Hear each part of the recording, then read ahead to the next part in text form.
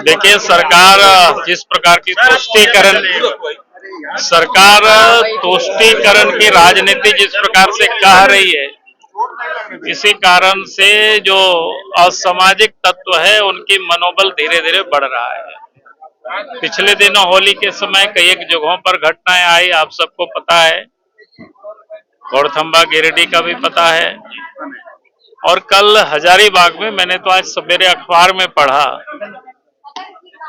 कि लोग मंगलवारी को जुलूस नहीं बल्कि खेल रहे थे, लाठी चला अपना जो खेलते हैं, और उस पर फिर वहां पत्थर चलाना, फिर हंगामा खड़ा करना, तो ये बिल्कुल लगता है सोची समझी साजिश है। और हिंदुओं के पर्व त्योहार में बाधा उत्पन्न करना, आतंकित करना, तो ये मुझे लगता है कि ये कहीं से भी कोई क्षमा योग्य नहीं है। और अब तो इतनी सारे तकनीक है सरकार के पास, उनको सीसीटीवी कैमरा लगानी चाहिए जगह जगह पर, ड्रोन कैमरा का यूज करनी चाहिए।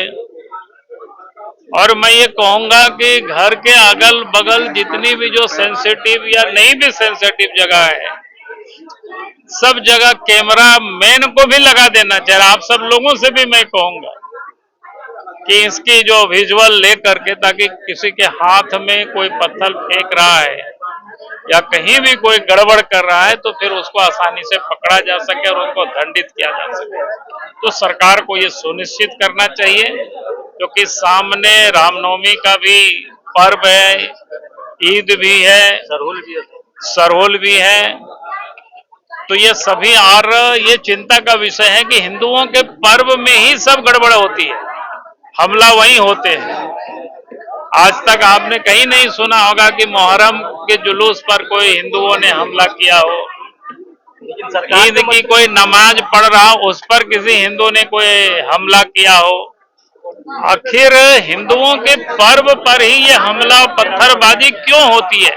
सरकार को ये सुनिश्चित करना चाहिए किसी का भी पर्व हो, कहीं कोई गड़बड़ी नहीं हो। लेकिन सरकार के मंत्री कह रहे हैं कि जहां बीजेपी की सरकारें नहीं है वहां इसी तरीके का माहौल बनाने की कोशिश कर रहे हैं। तो यहाँ तो इनकी सरकार है ना, तो इसलिए इनको ठीक करना चाहिए, इनको चिन्हित करना चाहिए और चिन्हित करके उन लोगों पर कार्रवाई करना चाहिए कौन गड़बड़ कर रहा है।